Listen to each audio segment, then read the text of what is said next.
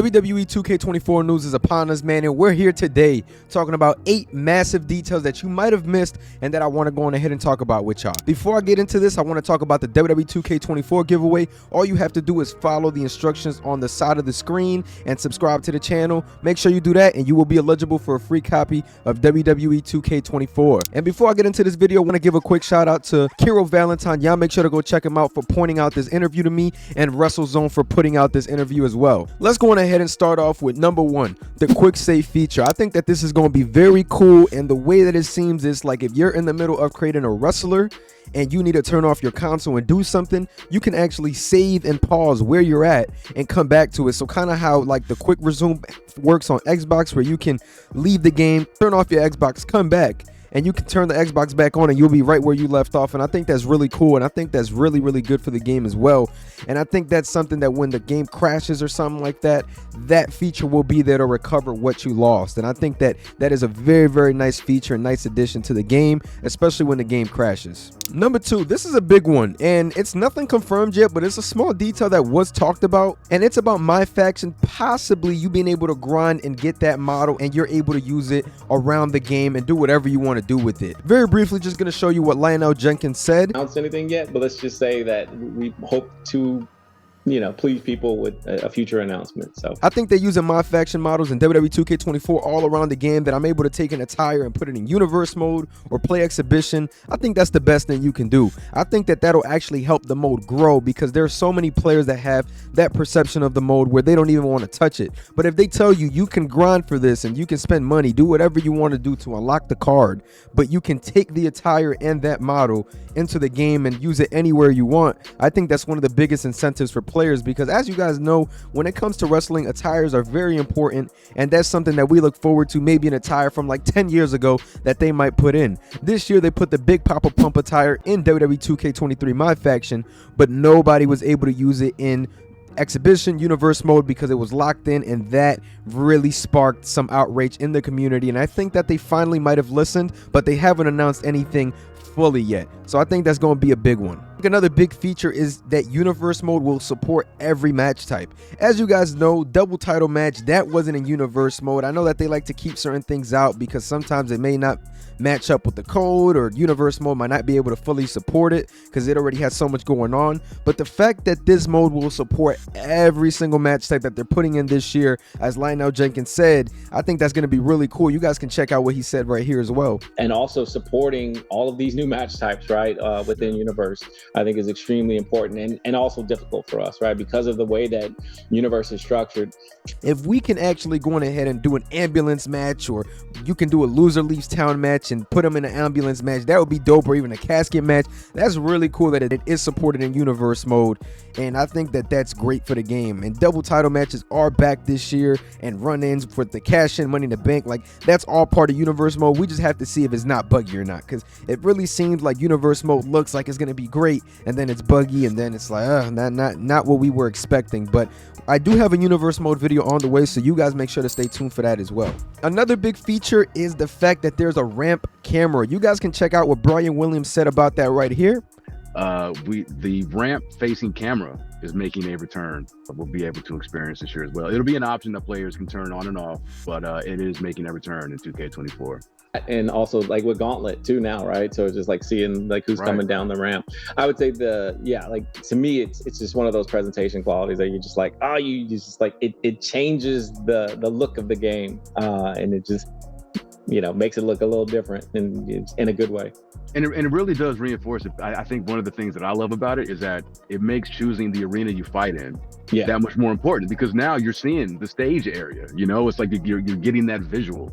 So it's like it matters now which arena I want to compete in. So yeah, I think fans are really going to be happy with that new addition. The ramp camera is such a huge feature to the game that it's so cool. Like Royal Rumbles, you'll be able to actually look at the wrestler coming down the ramp, and you can see the stages. I think it's so cool. And the WrestleMania 39 arena is probably going to look amazing with that ramp camera, and it's just the best thing, man. We've been missing this for so many years, and I think that this is going to be a very nice feature just to add some realism and things like that. And it actually has a toggle on and off feature. I don't know if you can turn it on throughout the match and then turn it back off. I don't know how that works, but I think seeing a different angle from the gameplay for those that, you know, don't mod or anything like that, I think that's the best thing for players and giving us that freedom. As you guys know, the special guest referee match is making a return this year. Back in WWE 2K14, we did have that match type, but the wrestlers didn't come out with the ref attire already. This year, you don't have to worry about creating any attire. They will come out in their referee shirt, and I think that's really cool. Here you guys can see what Brian Williams said, comparing it to 2K14. We deliver strong, and we've done that this year with the special guest referee.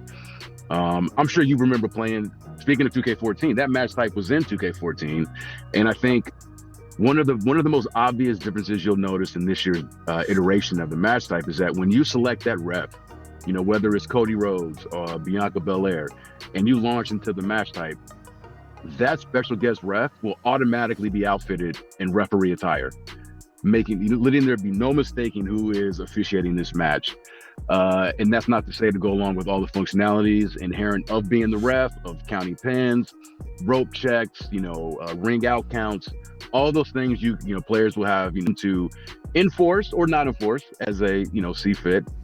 So I think fans are really going to have a blast with the return. I think it's really cool. I know that a lot of people were like, oh, you know, we can make our own attires and stuff, but I think this is cool that you can just throw anybody in there and they're going to spawn with a referee shirt. That way you don't even have to worry about having to tell who's the ref or whatever the case is. So I think that's huge. I like that. It's a nice little detail in the game, but those little details are what makes the game. That shows that they care about these small details. We've been asking for chain wrestling for so long, and it doesn't seem like it's making a return, but instead there's called a trading blows minigame. So you guys know how the wrestlers do the chops back and forth. I think it's gonna be like that a little bit. I think this is cool. I think that it adds some realism into the game and into the matches. I think that chain wrestling, some people see it as, oh, that's too realistic, and you know, we want to have more fun in an arcadey style. So I think the trade and blows minigame could actually be really good for the game, and I'm a fan. And that's just a small detail in the match that you'll see and you'll be like, oh, that's really cool. So hopefully the gameplay matches up to some of these little details and features that they seem to keep adding. So I'm really excited to see how that plays out in game. This year there will be new paybacks that you'll be able to unlock through My Rise. There will be at least 6 new paybacks, and there is a couple out there. I'm not sure which ones exactly. You guys can check out what Brian Williams said right here about that. We've added some new paybacks too. We have 6 new paybacks that we've added this year. 2 that are going to be unlocked through My Rise, and I won't say what those paybacks are, but when you do unlock them, you'll then be able to use them throughout all areas of the game. And just one of the paybacks that we added in particular, something that I really like. It's not the most powerful one, to be sure, but I'm a character guy, right? It's called Freeze. And what it is that the character who has Freeze can either perform a cowardly kind of chicken-esque begging off motion, or conversely, it can be a motion that is, you know, something used to intimidate an opponent. And when you use it, it basically forces that, you know, your opponent, it forces them to stop in their track. So if you remember, you know, Eddie Guerrero back in the day would sometimes get on his hands and knees and kind of beg off from his opponent. And they kind of look at him like, look at this guy. Well, you can use Freeze to do that in the game, and it gives you a chance for a free hit. Because like I said, adding new paybacks is really cool. I feel like for the last couple years we've had the same one. So 6 new paybacks. It gives a little more diversity to the wrestlers, and they don't have the same ones where they pull out the steel brass knuckles and hit them or things like that. I'm just glad that that's just, you know, that there's different options aside from that, or the low blow. So I think being able to unlock those through My Rise and then you actually get them in the game, that's really cool. I'm a fan of that, and it incentivizes me to go on ahead and play My Rise to get this game to the full potential. So I like the little unlockables that they're adding, because it just makes you want to play the game, go in every mode, see what you can unlock, see what you can find. I'm definitely a fan of that. And lastly, the last feature, they're doing some stuff with the weapons this year. They have added new weapons, and you can actually throw them, for the exception of one. We don't know which one we can't throw yet, but I know that they added a microphone. The guitar is back. It just looks great, man, and I'm a fan of that. I like that you can throw weapons. In AEW Fight Forever, we've seen that in the past year, but WWE 2K, I know that they're going to take it to a different level just because of the resources that they have. So I think this is going to be really fun, especially being able to throw a soda out of a vending machine. Dog, y'all killing it out there, man. I'm really looking forward to that. And those are my 8 details that you might have missed in WWE 2K24. We are going to keep getting news. If you guys are enjoying these videos, make sure to like, comment, subscribe. I'm going to keep pushing. I'm going to keep going. But yeah, man, shout out to Kiro Valentine and Russell Zone once again. Make sure y'all go check out their content, and I'm going to get up out of here, man. Peace.